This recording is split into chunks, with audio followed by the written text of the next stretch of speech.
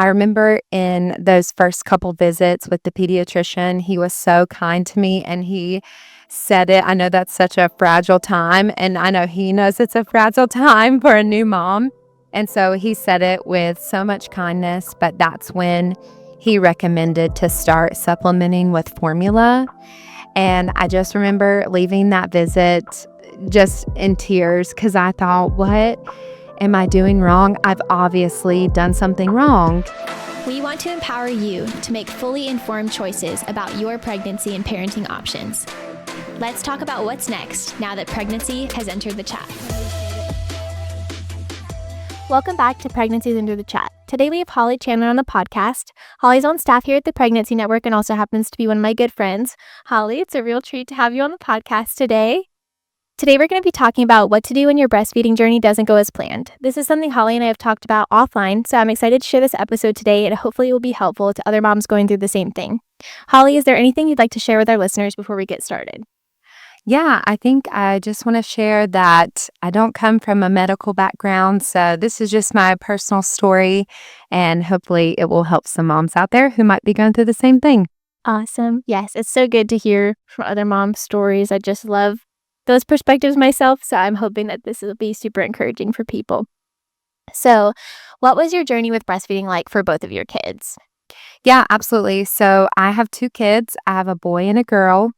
And my son came first. And I would say with both of them, my prep was very different, but the outcome was very similar. And so with my son, when I had him, I really did no prep. I just kind of thought everything will come natural. Yeah. And it will be an easy process. And so leading up to having him, I added all the typical things to my baby registry that I kind of thought I was supposed to add, like the storage bags and the breast milk cooler. Typically that list that pops up and they're like, oh, you probably need this. So I added all of that to the registry. And then I had him during COVID. So my OBGYN offered a Zoom class. It was just like a general pregnancy class. And I attended that over Zoom. I think it lasted around 2 hours and it hit a bunch of highlights on a lot of different topics.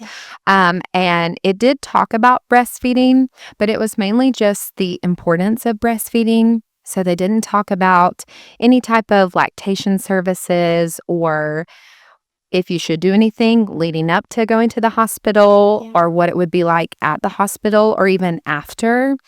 It just talked about the importance. And so I totally agreed with that. And I was gung-ho ready to breastfeed, but it didn't really increase my knowledge of anything around the topic. So I get to the hospital to have my son and we get to the mother baby unit and lactation services come in and they hand me a spoon and they show me how to express colostrum. And she asked me if I had any questions. And after you've had a baby, you do have a lot of questions. Yes. But in that moment, you're so overwhelmed. There's been so many people touching you and you've just had a lot going on that you've never gone through before. So in the moment, I truly didn't have any questions because I didn't know what to ask. Yes. So I told her I didn't have any questions. And she explained that, their stomach is so small at the beginning that really your time in the hospital should just be putting them up to the breast as much as possible just to start creating that bond and working on your latch and that your milk will eventually come in. And it was just kind of like everything will work out kind of vibe. Yes. And so we leave the hospital and we start with my son's pediatrician visits. And that's kind of where that's where all my questions did start coming up. I wasn't exactly sure. I had gotten a breast pump and I wasn't exactly sure when to start pumping, if I should start pumping. I wasn't sure how much milk he was getting. And so we started attending his pediatrician visits and his weight just continued to drop. Yeah. And so the pediatrician asked to have us keep coming back every couple days. And so for the first roughly 3 weeks, we were going to the pediatrician every couple days. And unfortunately, his weight just kept decreasing. And I know it's super common for their weight to decrease after the hospital, but unfortunately, he just wasn't gaining any back. And it turns out that my milk took almost a full week to come in. It was almost a full 7 days. And I remember in those first couple visits with the pediatrician, he was so kind to me and he said it. I know that's such a fragile time, and I know he knows it's a fragile time for a new mom. And so he said it with so much kindness, but that's when he recommended to start supplementing with formula. And I just remember leaving that visit just in tears because I thought, what am I doing wrong? I've obviously done something wrong and I should have known more. I should have done better research. And so from there, I turned to Google because I didn't know what else to do. Yes.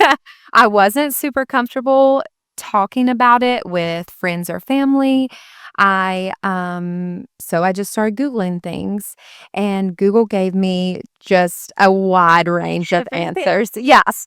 Some things were like, oh, you should start pumping before you even go have your baby. Other things were like, no, don't start pumping until like a month after, or you're going to cause confusion. And so I was getting answers across the board. I wasn't sure what to do.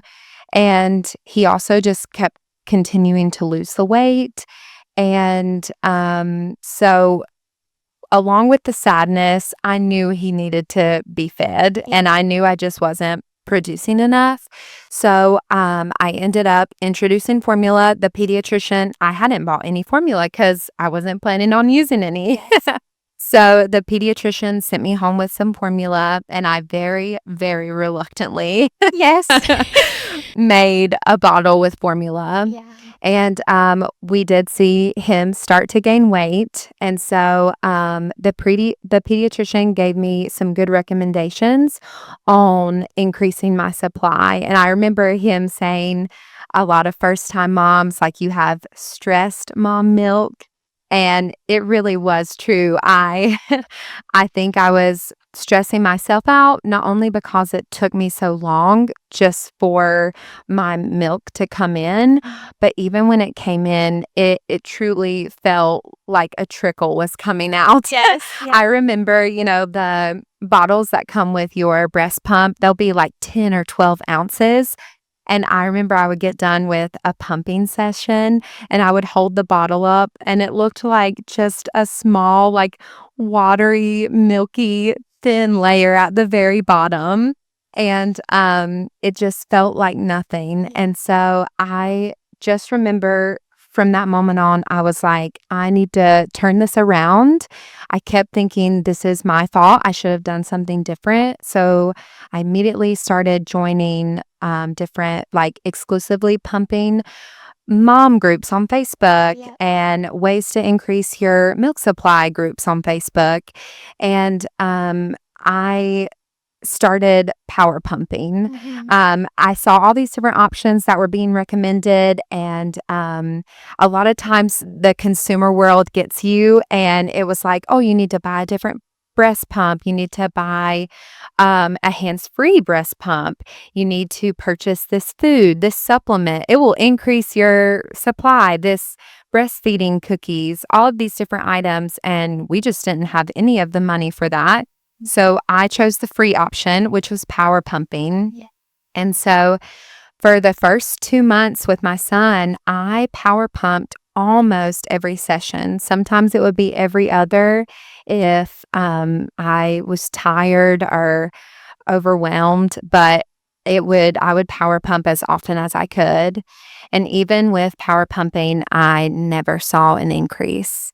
And explain to someone who might be listening who's never, like, gone on the pumping groups and things, what is power pumping? Yeah, absolutely.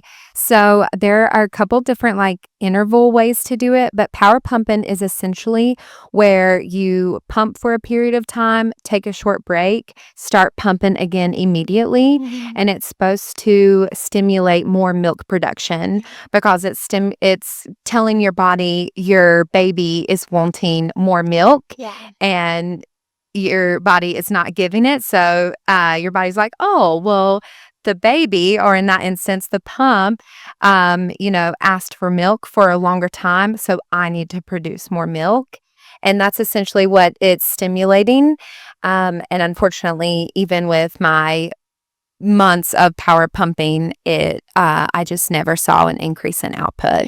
And that is so overwhelming because it already is like the baby is taking up all of your time. Like you're just trying to get in the shower, go to the bathroom, and then pumping as well as bottle feeding like you were doing. I mean, it's like around the clock. I mean, you're formula feeding, you're pumping, and then you're taking that break and pumping again. Like it's just so much. And to do it for months, like that it's a lot.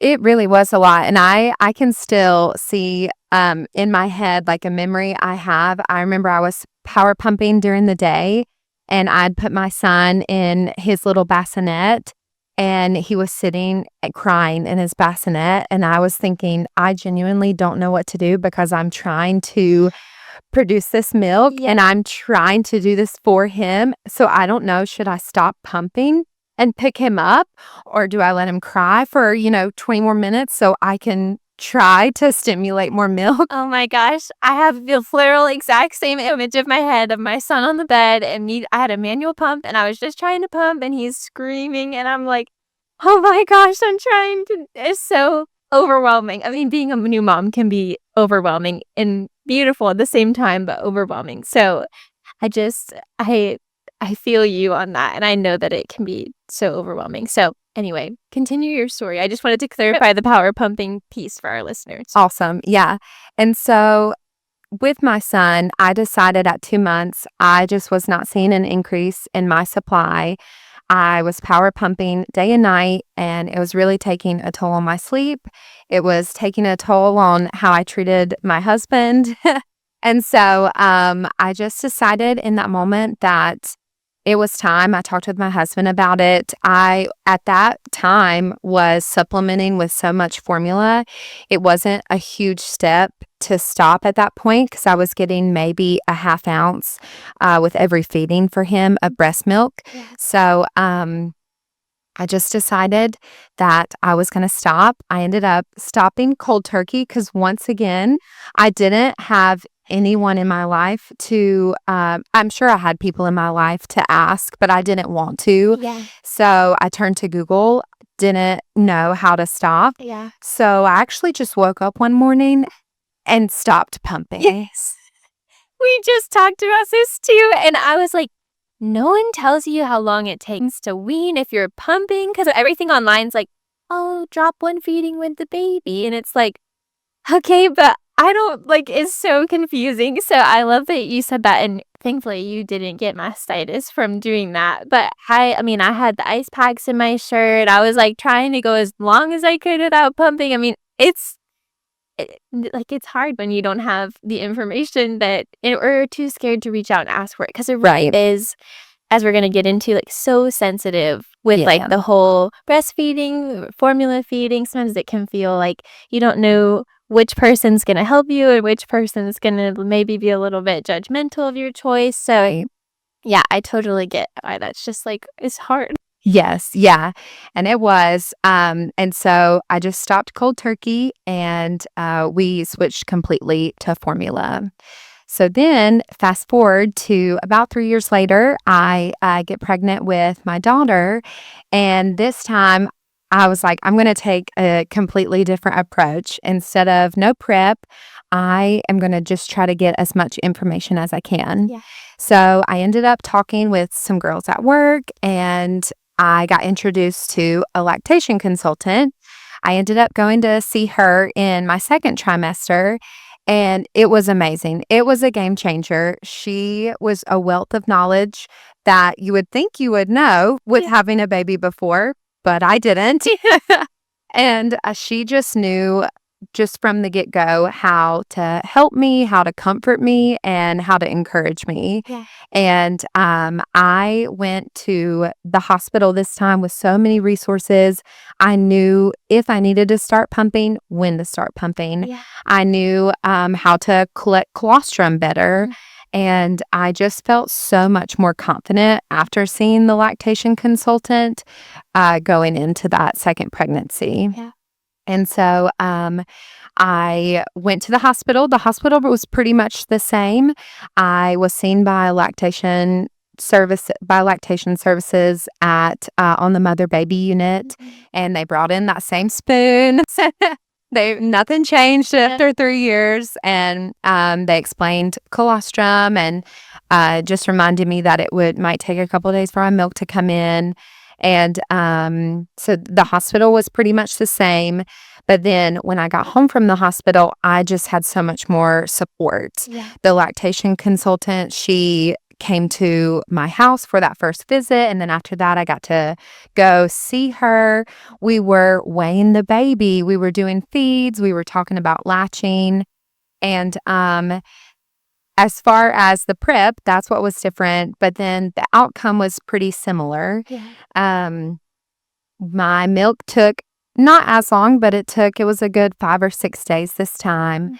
and, even when it did come in, it was pretty slow to come in, so from the get-go, I had to supplement with formula, or I actually did a lot of donor milk the second time. I didn't Yeah. even know donor milk was a thing the first time. Yeah. But, I did supplement with some formula, some donor milk, and, while we worked on trying to get my supply to increase, and she was just, like, the best asset when it came to my confidence and just making me feel so good and not alone.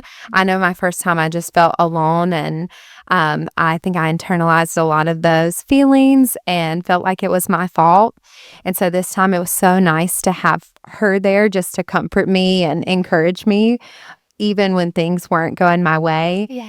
how I expected them to go, I guess, Yes. and, but, all in all, with my second pregnancy, I was getting a little bit more output. I was seeing, on w with my son, I was getting about a half ounce every feeding, but with my daughter, I would typically get 1 ounce. If it was a really good day, I would get 2 ounces, which was amazing. I felt like a rock star, but, at the end of the day, I was still a pretty big undersupplier when it came, to feeding her. I was still having to supplement with formula or the donor milk, and then as the months increased, I was greatly having to supplement with even more formula, even more donor milk, and so with my second pregnancy, I think it just came to a point where I was spending so much money on all these supplements to try to increase my supply. I was spending so much money on, once again, the cookies and Yeah. making the oatmeal bars with flaxseed and chia seeds, and I was constantly gaining weight and just trying to keep up with a pumping schedule. I was still power pumping 2 a.m. in the morning. Yeah. And so it just came to a point where I decided that I was going to switch completely to formula, Yeah. that I thought that was best for my daughter. I thought it was best for me. I had so many negative emotions around those first 2 months with my son, Yeah. just because I'd tried so hard and my expectations weren't met. I didn't wanna have those same negative feelings towards my second pregnancy, and so, that's kind of when I talked with my husband about it, and, I decided to stop breastfeeding at around 3 months with her. Yeah. And I just want to thank you for sharing that because I really feel like so many women have this picture in their head of how something is going to go. And it just doesn't always go that way. And for some people, it does. And that's amazing. And it's like so beautiful. And we are both like so for breastfeeding. Like it's such a beautiful experience. But I didn't hear a lot while I was pregnant, like, what do you do if it just is, like, not working and you're trying all the things? And so I think it's really beautiful that, like, you had that redemption in your second pregnancy in terms of the support that you had. And if anyone's listening and is local to the Triad, we have a lactation consultant on staff, and you can come and see her for free. You don't need insurance. Like, she's wonderful and Mhm. would be such an asset to your breastfeeding journey. But that support, like, it just changes how you perceive things. Definitely. But then so wonderful too that you realize at a certain point, you're like, "This isn't good for my mental health. This isn't what I want for, like, my daughter and me, and I can move on and still be the mom that I wanna be." And I think that's really beautiful to just, like, recognize that in yourself. And so going into the next thing is, what are those emotions you were feeling first time and second time that, like, things weren't going as planned? Yeah, absolutely. I would say with both pregnancies, I felt the same emotions. It just came down to my second pregnancy. I had experienced all of them before, so they weren't as magnified. Yeah. But I just remember I felt so much guilt because I thought this is what I'm supposed to do. And why am I not doing it right? Why am I not producing enough? And I just felt so much guilt around what people were gonna think when I had switched fully to formula, Yeah. and, I also felt guilt just because I know how good breastfeeding is and all the positive impacts it has on your baby, and I wanted those. Yeah. I wanted them for both my babies, and so I felt a lot of guilt around I felt like I was taking that away from them. Yeah. I felt like I was taking away something that was really going to be very positive for them, so I felt a lot of guilt and sadness around that. Yeah. I was really sad that things just hadn't gone how I'd expected and planned for them to. Yeah. And I just wanna add to that because my story is similar to yours, but different because I stopped breastfeeding due to an allergy that my son had rather than my supply. But I remember being handed, like, a packet of things that was, like, 12 pages long. It was like, "If you wanna keep breastfeeding, you can't eat any of these. You have to read the ingredient list." And I was just like, "Okay," but I wanted that for him, and they also told me, "Your son's at a greater risk of other allergies if you don't keep breastfeeding." And so I was like, "Oh, like, I really don't want him to have these allergies. I know breast milk is so good," like, Yeah. and I felt so, like, ashamed that my body was doing something that could hurt my son. Right. And I think that I was, like, so you're so in it that it's so hard to see, Mhm. and I love that, like you said, you'd experienced those before the second time, so you're able to work through them a little bit better, but it is just hard because you want what's everyone wants what's best for their kids. I Right. mean, hands down, I think any mom would say that. And so, yeah, those emotions can just be really hard when you're like, "This is something I wanted so much." And I had a couple of moms that are, like, close to me speak into me and say, you know, you can like, one of the hardest things in motherhood is when you had a desire and you can't execute it for your child. Yeah. And I think that that is so true of breastfeeding. I hear people say that with, like, their birth experience and feeling like your body has let you down, and that's just a really hard feeling, and as we're gonna speak to, like, that's not true. Like, both of our kids are thriving on their formula, and, even though it wasn't our first choices, like, Yeah. they're doing so well, and so it's like, everything ends up okay, but it's still important to, like, process and talk about because not everybody knows these things off the gate. What is a misconception you see a lot about breastfeeding or formula feeding? Yeah, absolutely. So, with breastfeeding, I would say one of the biggest misconceptions I see is that everyone is an oversupplier. I feel like when you get online and you go onto social media, there are so many videos where women are pumping and they're just pouring what looks like jugs and jugs of breast milk Yeah. into these big old mason jars. And it is so amazing to watch because I would have loved to have been that way, But I think online is just inundated with those types of videos, and you don't ever see videos of moms who are under suppliers who are just doing that the best that they can, or even moms who are just supplying enough, Yeah. which is still amazing. Yeah. I think all three categories of moms are absolutely amazing because breastfeeding and pumping is difficult no matter what. Yeah. It requires such a strict schedule and it just requires so much of you as a mom. So I think that's such a misconception that there's so many women out there who are oversupplying and you don't ever really get to see moms who are undersupplying or just supplying enough. Yeah. And I think that would be really nice to see once in a while. No, I agree because I think there's, even what you were saying earlier of I got the freezer bags and everything, and it's like the pressure to feed not only your baby, but your freezer and your fridge and everything. You're like, how much milk is one person supposed to make? And like you said, it's so amazing to see those videos because like that is so cool. The human body is so cool. God designed us so cool, but it can be intimidating to see that and just be like, I'm not doing that. And so the representation is really important, and hearing people's stories with breastfeeding, I think, can be so helpful because whoever's listening, that this may not happen to you, or what happened to me may not happen to you, but it it'll be helpful for you to have that knowledge going into it of the vast array of experiences you can have as a breastfeeding mom. Yeah, absolutely. And then I think there is such a misconception online about formula.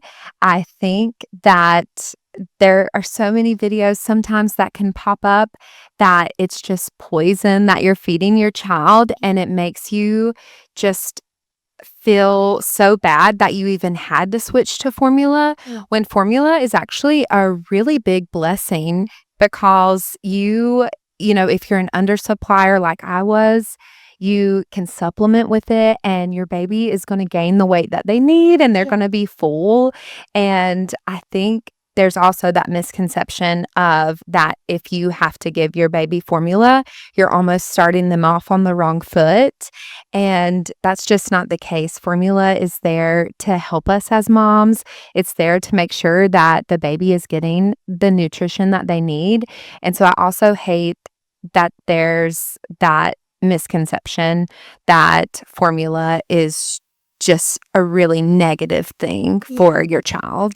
No, I totally agree because I did the same thing that you mentioned earlier of going on Google and trying to find all the things, and I just remember seeing so many moms whose child had the same allergy that my son has, and then being like, it's so worth it to keep breastfeeding and all these and that's amazing, but like all these recipes and things, and I just I couldn't, it wasn't worth. I did it for 2 months and my body felt very depleted. I just ended up where I couldn't go for a walk without feeling lightheaded. I couldn't get enough calories. I'd already lost a lot of weight breastfeeding, and I just was feeling like I was gonna disappear.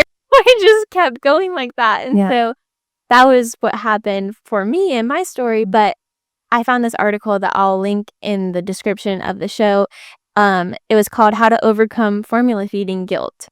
And Oh, I believe it was by this person. If not, there are two different resources that I'll both leave below. But there's a girl on Instagram who's a certified infant feeding technician, I believe. And it's the Formula Mom. And she talks about, formula and breast milk are different and but they're both good food sources for your baby. And so both of us could go on all day about the benefits of breast milk, and we totally believe in that. yes. But there is so much good in formula too. And like you said, it's kind of a miracle of modern medicine. I think about all the women who, for so many generations, who had an undersupply and would be worried about even feeding their baby. I could actually get emotional thinking about it because it's like they must have prayed for and wanted that so much just to have something outside of themselves that they could rely on to feed their babies. Yeah. And so I think we have to think about it as the blessing that it is, especially when you're thinking, oh, this is not my first choice, but I don't want to be guilt-ridden for doing something that ultimately I can't control. And so I'll link both of those below because if you're listening and need that little encouragement, it was so relieving to me to read it and just see formula is not poison. Like, it's not this thing that it can be made out to be online, and that was so helpful for me. So, what would you say to the mom out there who's having a hard time breastfeeding or is feeling nervous to switch to formula? Absolutely. I would just want to tell them postpartum, it comes with its own challenges, Yeah. especially if you've just had your first child, because you have just experienced such a huge change. Yes. You now have a small little human to take care of. You're figuring out what it's like now to have a different body that's gone through a pregnancy. You're figuring out, whether it's C-section pain or a vaginal birth pain, like you're experiencing so many emotions in postpartum that I think adding on the extra stress of, bringing yourself down because your breastfeeding journey isn't going how you planned. I would just want to tell them just try not to put that extra weight on their shoulders, Yeah. that loving their baby and just doing the best that they can and making sure that they're fed in some capacity is the most important thing, Yes. and that you are an amazing mom. Yes. Absolutely. So that is what I would want to tell them. Ultimately, making sure that your child is fed is the most important thing. Yeah. And it's like truly just because you care so much about this, it's a reflection of your heart as a mom to want what's best for your child. And just knowing that you are the best mom for your child and that God gave you your child for a reason, and that whatever you need to do to be the best mom that you can be is what's best for your child. Yeah. And so I think everything that you said is so beautifully said. And I totally echo that sentiment of just you are a great mom and what you're doing is what's best for your baby. Yeah. So, how has your feeding journey impacted how you encourage other moms? So I would say it's just so funny because no matter whether it's a mom who is an oversupplier and is producing so much more than what their baby is drinking, or it's a mom who is combo feeding and producing what they can, supplementing with formula, or even a mom who has totally switched to formula, you know what? I think they're amazing. And I will be their biggest cheerleader. Yes. Because there are just so many great questions and conversations around all of it. If there's a mom who's telling me that they are producing so much that they have to switch out the bottles on their pump, amazing. I think you're amazing. Yeah. I'm in awe of what your body is doing. And but on the same, on the flip of the coin, if there's a mom who has switched to formula, what formula are you using? Why did you choose that formula? Like, tell me more. Yes. You're amazing. Yes. What bottles are you using? Yeah. I think you're amazing. Yes. So it's just no matter like what you are doing as a mom, I think you're amazing. And I just want everyone to know that is actually how Holly would speak to you if you were sitting right here. Like, she would genuinely tell you that you are the most amazing person she's ever met for whatever you're doing for your child. And she would be 100% honest as she's saying it to you. And so I hope you just take this as truly Holly sitting across from you saying, what bottles are you using? That is amazing. I'm so proud of you. Like, I genuinely know that she means that from the bottom of her heart. So I love it. I love all the encouragement for all the moms that are just out here doing their best. Uh, so what is your why, just to wrap up, for serving people in the capacity that you do here at TPN? Oh, that's such a good question. I don't often get to speak with the clients that we see here at the Pregnancy Network, but in the capacity that I serve, ultimately, it's just getting to pray for the women who I might never meet, but I might get to hear parts of their story, or I might just get the opportunity to pray for them and pray for our staff who do get to interact with them. And I just think that is ultimately just such a blessing because this is such an important part of life. If God has gifted you with a life inside of you that you get to take care of on His behalf, like what a true blessing. So I'm so honored that I just get to pray for these women in the way that I do, pray for our staff, and serve in the role that I do serve in. Yes, and you do a wonderful job at it. And the Thank Pregnancy Network you. is better because you're here. So, thank you so much for coming on the podcast today. And anyone listening, we hope that this blesses you. Yeah, thanks for having me.